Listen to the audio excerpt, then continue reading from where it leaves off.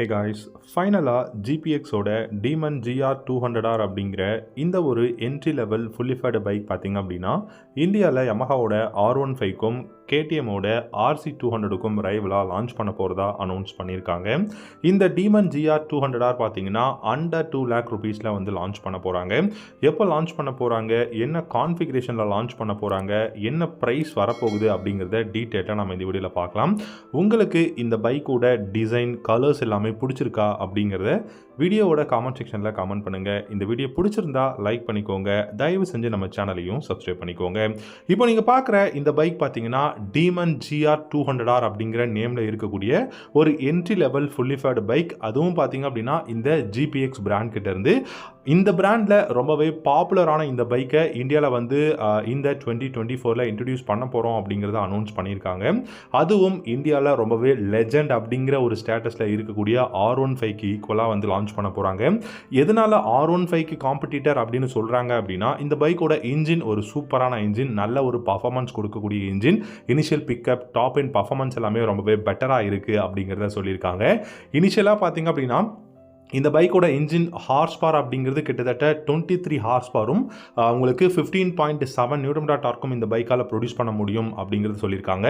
Even more better தென் R15 அப்படிங்கிறது கூட சொல்லியிருக்காங்க. ஸோ இந்த பைக்கோட டிசைனுமே பார்த்தீங்கன்னா ரொம்பவே வந்து யூனிக்கான டிசைனாக இருக்குது. ஏன்னா இந்த பைக்கோட டிசைன் அப்படிங்கிறது பார்த்தீங்கன்னா கிட்டத்தட்ட உங்களுக்கு டியூல் LED ஹெட்லாம்ப்ஸாக இருந்தாலும் கொஞ்சம் யூனிக்கான டிசைனாக இருக்குது. இப்போ நீங்கள் பார்த்தீங்கனாலே தெரியும் எந்த அளவுக்கு யூனிக்காக இருக்குது அப்படின்னு சொல்லிட்டு.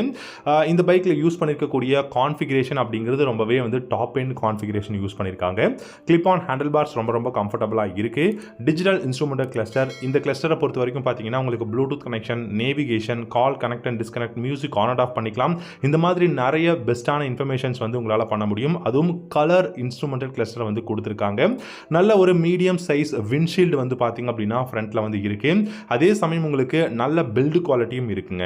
அண்ட் தென் இந்த பைக்கில் முக்கியமாக நம்ம பேச போகிறது இந்த பைக்கோட சஸ்பென்ஷன்ஸ் அப்படின்னு பார்க்கலாம். ஃப்ரண்ட்டை பொறுத்த வரைக்கும் உங்களுக்கு நார்மலான USD ஃப்ரண்ட் ஃபோக்ஸ் வந்து கொடுக்க போகிறாங்க. ரியரில் மோனோஷாக் சஸ்பென்ஷன்ஸ், அது கூட பார்த்தீங்கன்னா அலுமினியம் ஸ்விங் ஆமோட வந்து வரப்போகுது. கண்டிப்பாக பைக்கோட ஸ்டெபிலிட்டி அப்படிங்கிறதும் வந்து இம்ப்ரூவ் பண்ணியிருக்காங்க இந்த டைம். அதே சமயம் நல்ல கான்ஃபிகரேஷனும் வந்து கொடுத்துருக்காங்க. இந்த பைக்கோட பிரேக்ஸ்னு பார்த்தீங்கன்னா ஃப்ரண்ட்டில் உங்களுக்கு சிங்கிள் டிஸ்க்கும் ரியர்லையும் சிங்கிள் டிஸ்க்கும் கொடுத்துருக்காங்க. வித் உங்களுக்கு டியூவல் சேனல் ABS அவைலபிளாக இருக்குது. கண்டிப்பாக இந்த ட்ராக்ஷன் கண்ட்ரோல் மாதிரியான ஆப்ஷன்ஸ் வந்து இந்த பைக்கில் எதிர்பார்க்க முடியாது.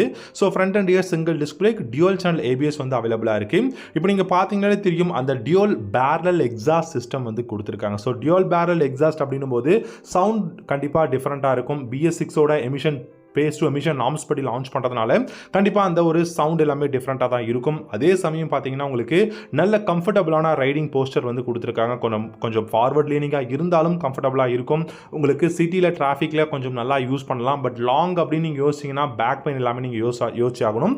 அதுவும் இந்த ட்ராக் ஓரியன்ட் பைக்ஸ் எல்லாம் நீங்கள் யோசிக்கிறீங்கன்னா லாங் ரைடு வந்து ரொம்பவே வந்து கஷ்டமாக தான் இருக்கும்.